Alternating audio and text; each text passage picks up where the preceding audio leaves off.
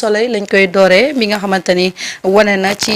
tension bi nga xamante ni am na ca Moyen-Orient bi nga xamante ni jamono ji la fa nekk daanaka lu doy waar la. yéenekaay national gi di Le Soleil foofu la xëy dem ca Moyen-Orient xëy nag moom indi ki nga xamante ni moom mooy imam Ali Khamenei mi nga xamante ni dañu ko dal di faat ci ay tiir yu nga xamante ni dañu jàpp ne Amérique mi dëkkaloog Israël ñoom ñoo ko dal di faat foofee ca Moyen-Orient bi mun a teeroon nag moom mu ngi promettre na dina def riposte bu ngande contre ki nga xamante ni moom moo di Washington te loolu digle rek nit ñëpp nañu koo xam. Ndakaaru nag moom kenn demul mu des si mbir mi ndax jot na ci moom itamit wane wàllam ak premier ministre bi nga xamante ni génn na waa yax ci mbir moomu Ousmane Sonko mu ngi déplorer bu baax li nga xamante ni moom mooy violation des droits internationaux yi nga xamante ni dafa jàpp ne Amérique ci lu ko neex rek la ci nekk di def donc moom journal bi noonu la xëyee ci xëtam bu njëkk. alors Samba sa jàngat par rapport ak li nga xamante ni moo xew jamono ji te Ousmane démb daal di ci àddu. waaw mais Ousmane dafa camper le débat pour que ñun africains yi rawatina sénégalais ñu xam aujourd'hui les véritables enjeux yi secouer le monde parce que nous te Ousmane dafa ma rejoindre sax ci li ma wax maa lay wax ne c'était le vendredi ou le samedi ma ne la jamono ji nga xamee ne Iran ak Israël ñu ngi reyante. waay Burkina ñuy def levée de fonds à travers diaspora Bonn. samedi. maa ngi koy wax samedi waay. ñun Sénégal fii ñu ngi xuloo ci ay ndogu. ak ndaga Ousmane bi mu ñëwee dafa leen rappeler aujourd'hui quels sont les enjeux yi nga xam ne ñoom ñoo secouer le monde mais malheureusement ñun dañuy fàtte loolu dañuy fàtte ne ñun dañu nekk ci benn monde boo xam ne tey dafa am benn bataille boo xam ne ci la nit ñi nekk te bataille boobu dafa romb politique romb ay égo mais Sénégal ngay ñëw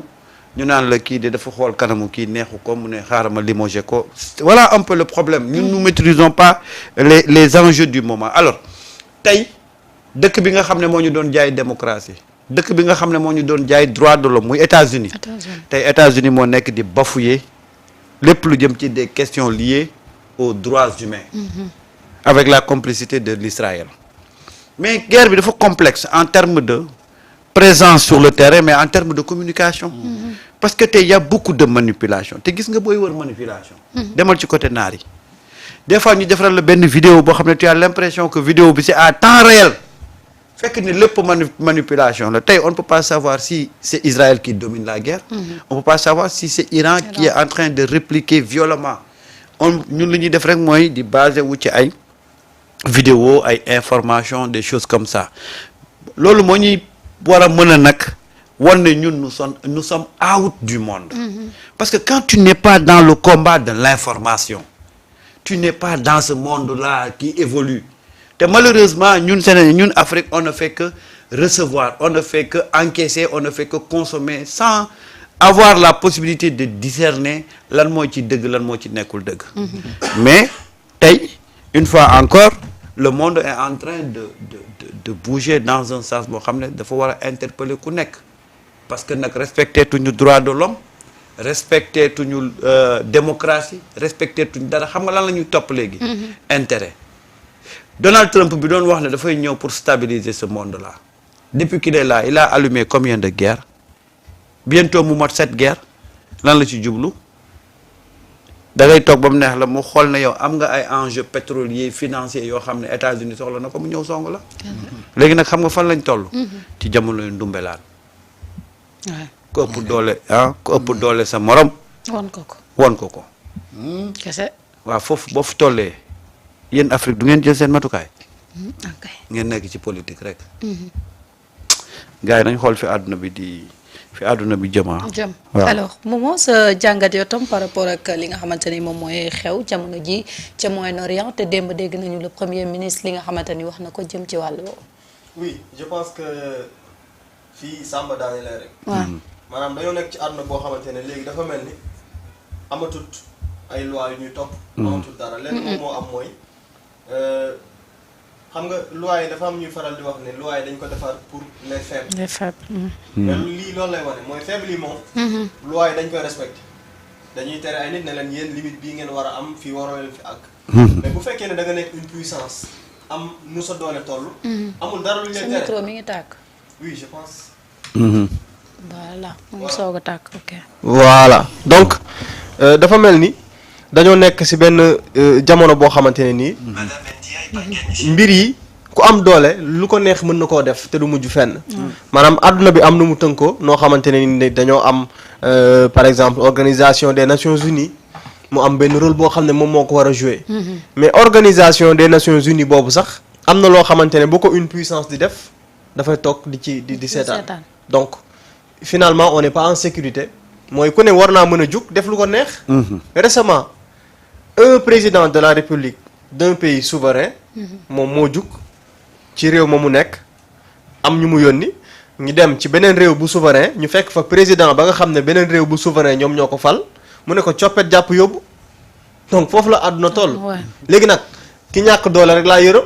moo tax lu waay mën a def ngir am doole ak lu ñu la respecté war nga cee mën a góorgóorlu bu baax a baax. et que ñu comprendre que qu'on est dans un monde injuste. boo xamante ne malheureusement noonu la demee. depuis ay ñaata at a ngi ay nit ñu leen di faat fële ca Palestine.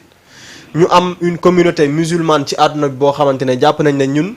bu ñu dajaloo woon ñu ëpp doole ci àdduna bi. ci ñoo fi ëpp. bu ñu boole woon suñuy doole itam ñoo fi ëpp. mais tey da ngay gis ne nit yuy woowee seen bopp ay jullit ñoom ñooy dem di apporter seen ay soutien. ci ay ñeneen ñoo xam ne ñooy teg injustice ci kaw ay jullit. donc malheureusement ci àdduna bu compliqué la ñu nekk. yàlla na yàlla toroxal ñëpp ñi nga xamante ne ñu ngi ànd ak Israël comme ni mu ko diggee woon ba voilà jaay doole gi mën a jóge ci àdduna. mën a jóge alors jaay doole gi mën a jóge ci àdduna seet naa leen. alors situation la bu nga xamante ni bu très compliqué mais maintenant man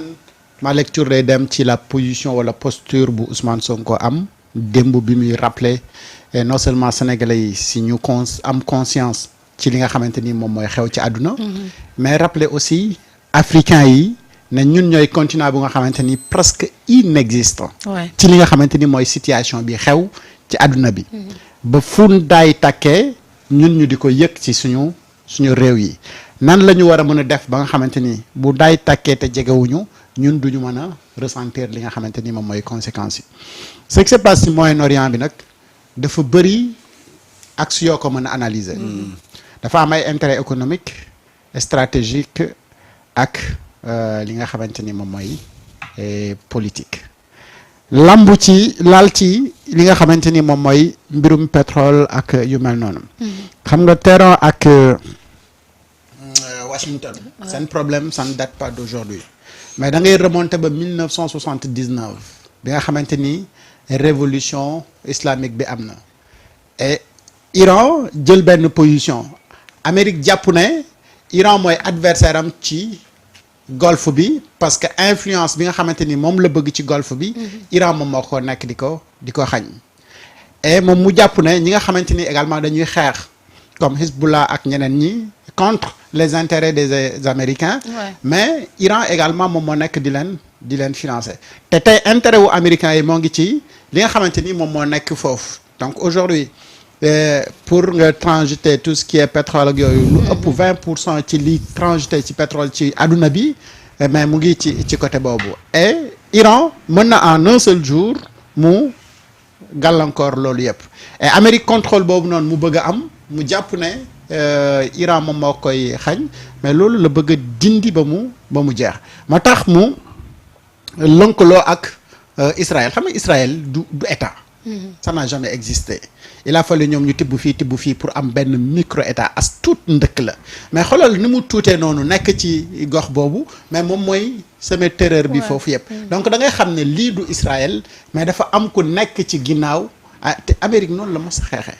mooy que ni Amérique mosula xeex ci biir Amérique mais à chaque fois ay combat la muy def en dehors des États-Unis tey fexe nañu ba nga xamante ni ki nekkoon guide de la révolution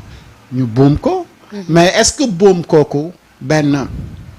Khomeini moom mooy jeexal guerre bi mais je dis non parce que y a des milliers et des millions de Khomeini yoo nga xamante ni ñu ngi biir Iran te Iran li mu formé ci ay ingénieurs depuis année yi yëpp parce que yii yëpp di xew ni Iran daf ci mos a préparé wu xam ne tôt ou tard les États-Unis ñu ngi liggéey contre Israël ci yenn yi boo xoolee ci yu bëri sax ci yenn armes yu nga xamante ni iraniens yi dañu nekkoon di ci liggéey mais gars yi dañu taxaw na ñoom amuñu droit am arme yooyu. au moment où ngay xañ Iran ne ko amoo droit am arme yi yow yaa ngi fexe di liggéey arme yu gën a puissant moom yi mu yor donc loolu mooy paradoxe bi nga xamante ni am nañu ko te pourtant ñun ñëpp dañu bokk dëkk yi signer ay charte pour respecter li nga xamante ni moom mooy les droits humains et mais droits internationaux yooyu noonu ñu signer ñun ñëpp mais pourquoi les États-Unis moom di ko xëtt te dara du xew. Et on a vu la réaction de Poutine. te réaction Poutine boobu noonu mais moom mooy tax fan yi démb ak tey ngay dégg ne mais Donald Trump est prêt pour négocier avec l'Iran ginnaaw bi nga defee sa ñaawteef ba pare si ngay door a retourner wax ne da ngay négocier et pourtant dara xewu fi lu war a tax bombardement yi di am depuis quelque temps parce que ca weer yi la ñu génn nga doon gis ne y avait des tirs il a fallu que Iran riposte en Arabie Saoudite ci yenn gox yi ci golfe bi mu touché ay base militaire américaine yu nga xamante ni américains yi sentir nañu ne fi mu toll nii nag ñu ngi leen commencé di atteindre et loolu moom moo tax ay vol yu bëri yu nga xamante ni ñu ngi waroon jógee Arabie Saoudite ak yeneen dëkk yi mais dañ ko suspendre dañ ko annuler tout simplement et loolu impact yi nga xamante ni moom lay def ci seen compagnie yooyu économiquement donc dëkk yooyu noonu dañu commencé di sentir que ni donc cette affaire là bu continuer d'ici peu de temps ñoom dañu koy sentir te compris waaw bien moo tax sûr mu commencé di bombarder tous les pays voisins et puis tey xam nga ñu ngi wax Poutine mais Poutine mënul wax day wax lu nii rek def semblant ne il est contre mais Poutine moo njëkkee lii avec l'Ukraine daa toog xool ne l'Ukraine am na richesse mu ne xaaral ma teg ci loxo moo tax gis nga Donald Trump bi mu ñëwee dafa mel ni parce que tous les gens pensaient que Donald Trump bu ñëwee dafay fustiger la démarche de la Russie mais dafa ñëw vous vous rappelez bi muy teg président russe bi kii bi Ukraine bi di ko attaquer mais foofu c'était une façon de dire à Poutine bienvenue merci tu m'as ouvert la voie lii nga def nii alhamdulilah parce que man it soxla naa ko te kon bu ma koy def doo wax dara bu ko defee moom bi mu koy def il l'a fait sans gêne quand wax nga ko léegi rappelé nga ko bi muy dem di jëli un président qui a été nommé démocratiquement mu dem ba Venezuela récupérer seen président indi ko États-Unis ne pour ñu juger ko amu ci gêne parce que kan moo ko war a mën a wax ne bul def li c'est Poutine moo ko njëkkee parce que nag Poutine bi muy songu Ukraine mais tous les gens savaient que c'était pas normal mais lan lañ ci mën defuñu ci dara aujourd'hui nag Poutine il va également jouer son jeu les États-Unis vont jouer leur jeu la Chine ñoom it def seen au détriment des pauvres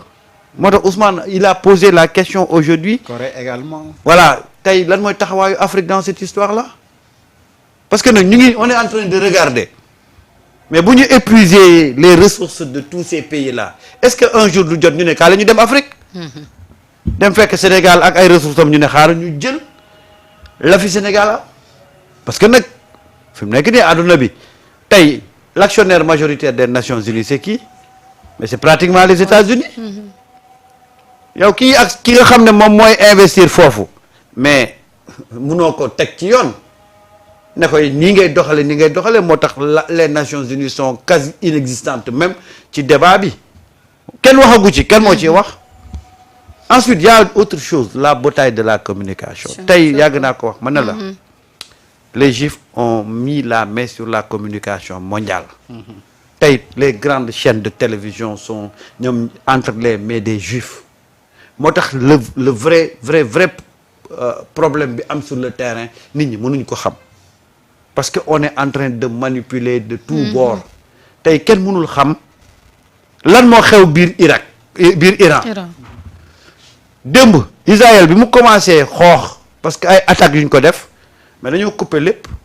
ils ont interdit de faire des diffusions lan moo xew biir Israël et je sais que Israël est très aujourd'hui secoué par ce conflit là gars yi ñu ngi koy dóor ay missiles yu métti mais c'est moins visible parce que ils contrôlent les médias te quand tu écoutes les médias français tu as l'impression que ils sont en train de ñu ngi mener benn daanaka Iran dara desu fa alors que tel n'est pas le cas mais loolu dafa am psychologiquement lu muy jouer ci képp koo xam ne da nga jugoon pour jàppale Iran parce que suñ la wonee ne la suñ la joxee une information comme quoi que ne aujourd'hui l'Iran est sur le point d'abdiguer parce que dañ ko dóor ay bombe ba muy waaj a bàyyi yow dootoo ci sawarati pour jàpp ci alors que tel n'est pas le cas. Et ce qui est encore